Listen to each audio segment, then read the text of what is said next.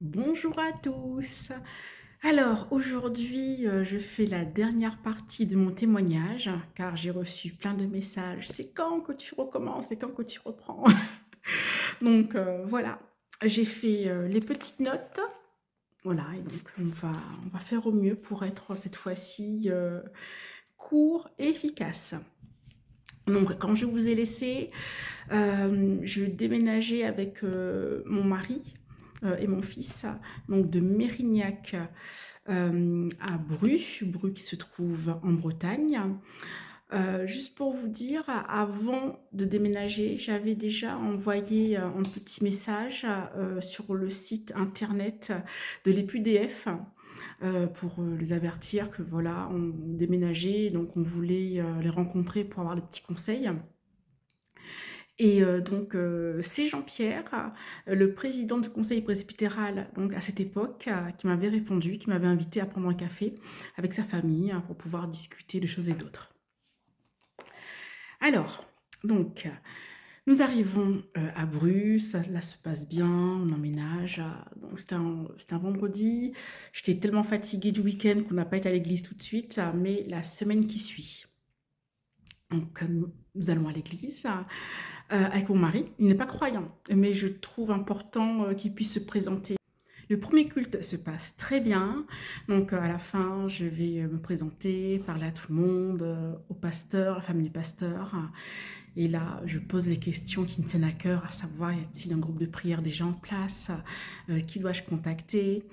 Et là, on m'informe que oui, il y a eu un groupe de prière et que donc c'est le pasteur Zora qui gère ça. Le pasteur Zora qui était aussi pasteur missionnaire, donc responsable de l'évangélisation. Et je dis, ok, d'accord, quand puis-je la voir? Et on me demande de venir le mardi pour la rencontrer car ce jour-là, elle était absente. Donc je dis, ok, je rentre chez moi. Le mardi après-midi, je vais la rencontrer. Je vais la rencontrer et là, j'ai fait une rencontre juste extraordinaire. Je comprends enfin pourquoi j'ai été amenée à venir à Rennes. C'est une femme avec tellement de cœur, tellement de choses à apporter. Waouh, j'en étais soufflée. Donc du coup, on prend un thé, je lui raconte un petit peu ma vie, mon parcours. Et là, elle me dit qu'il y a un groupe de prière qui existe, que c'est une fois par semaine. Et elle me parle aussi de l'escale. Alors, l'escale, c'est un projet donc, qui est né à Paris.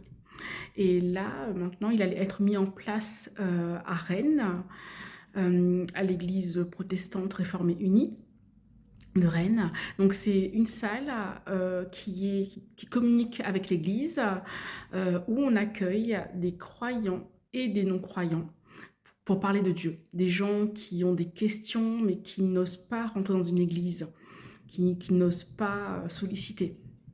Et donc on les accueille avec un café, un petit goûter et on discute librement. On leur propose de prier avec eux.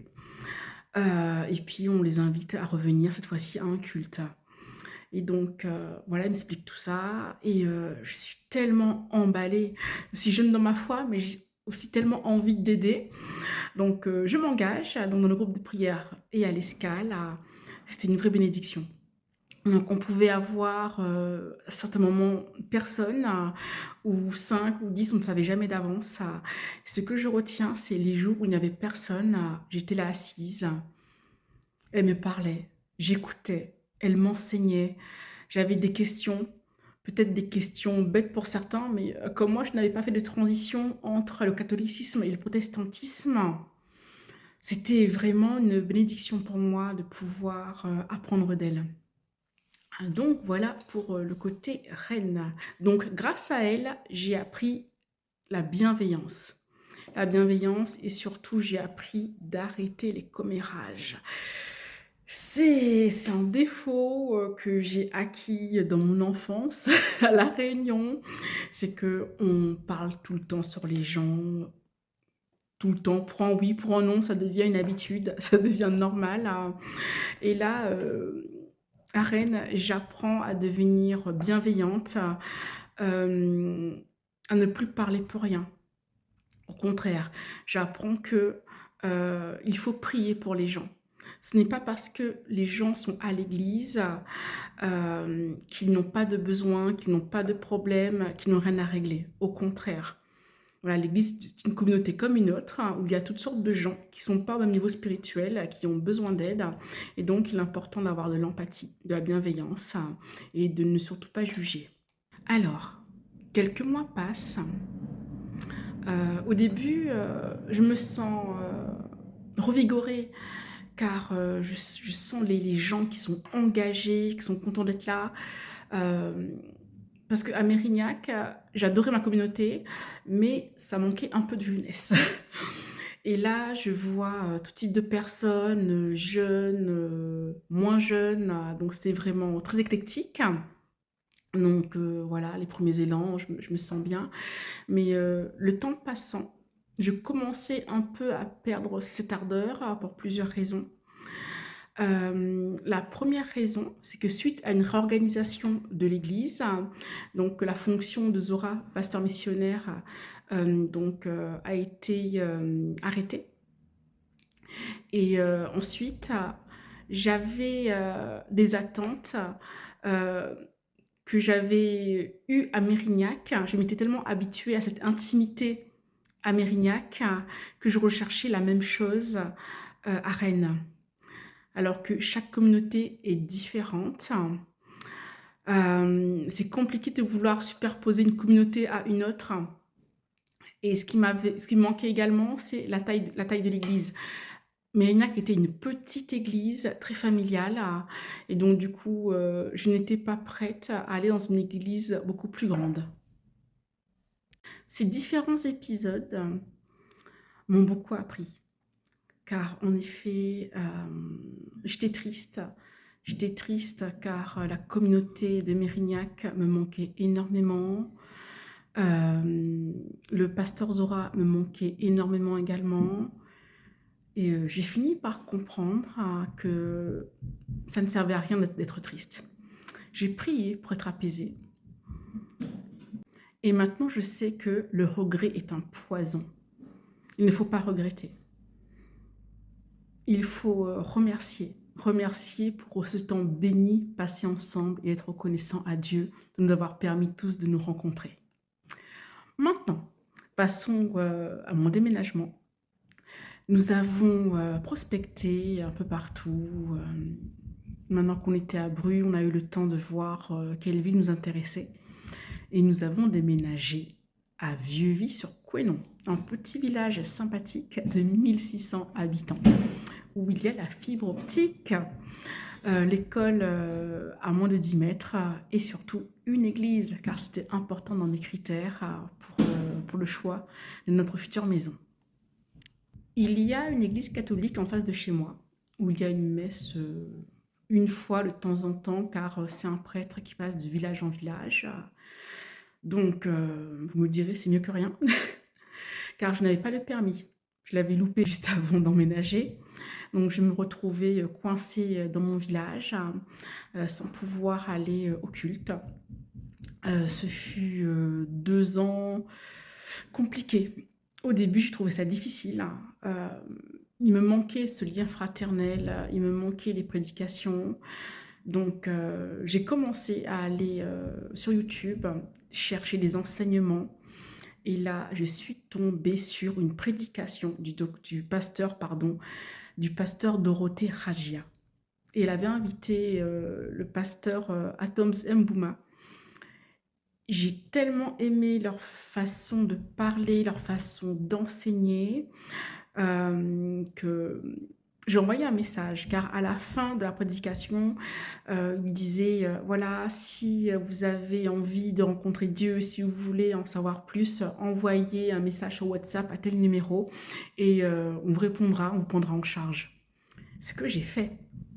Donc, j'ai reçu un message et là, on me proposait de suivre des enseignements bibliques avec Paris Centre Chrétien.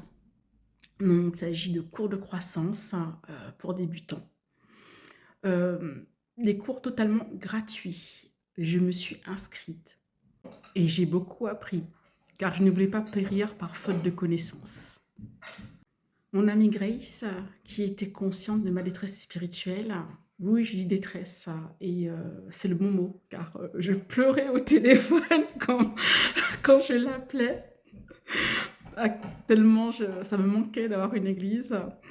Donc, elle m'envoie un message un jour pour me dire que son église organise un week-end spirituel à Saint-Lunaire et elle me demande si j'ai envie de l'accompagner. Et là, c'était un grand oui, un oui avec le cœur. J'ai laissé mon fils avec mon mari. Ils ont fait un week-end père-fils pendant que moi j'étais en week-end. Et c'était fou. On a adoré, on a loué, on a prié. Il me semble qu'on était 99 personnes. C'était juste, waouh, c'était un week-end béni. Euh, j'ai vraiment ressenti une connexion avec Dieu, avec les gens sur place, et surtout, ça m'a remotivée, ça m'a revigorée. Je suis rentrée dans mon village gonflé à bloc. Voilà, quelques temps à passer. J'ai passé mon permis que j'ai obtenu en septembre 2024. Donc maintenant, j'ai trouvé mon église, celle qui est à Rennes Sud, à l'église protestante évangélique, car après réflexion, je me rends compte que je me reconnais plus du côté évangélique. Voilà, donc j'ai retrouvé une église où je me sens en famille, qui est plus petite, et je m'y sens bien. Et maintenant, je vais au culte régulièrement le dimanche. Donc voilà pour la fin de mon témoignage. À partir de maintenant, les posts que je vais faire, ce sera des témoignages courts, des bénédictions que j'ai pu avoir en général. Donc voilà. Merci pour votre écoute. Que Dieu vous bénisse. Et surtout, n'oubliez pas, si vous avez aimé, abonnez-vous. N'hésitez pas à liker. N'hésitez pas à partager. Et si vous souhaitez me soutenir, vous pouvez aller dans ma boutique en ligne Spreadshirt. J'y propose des articles pour la famille à thématique chrétienne. Bonne journée!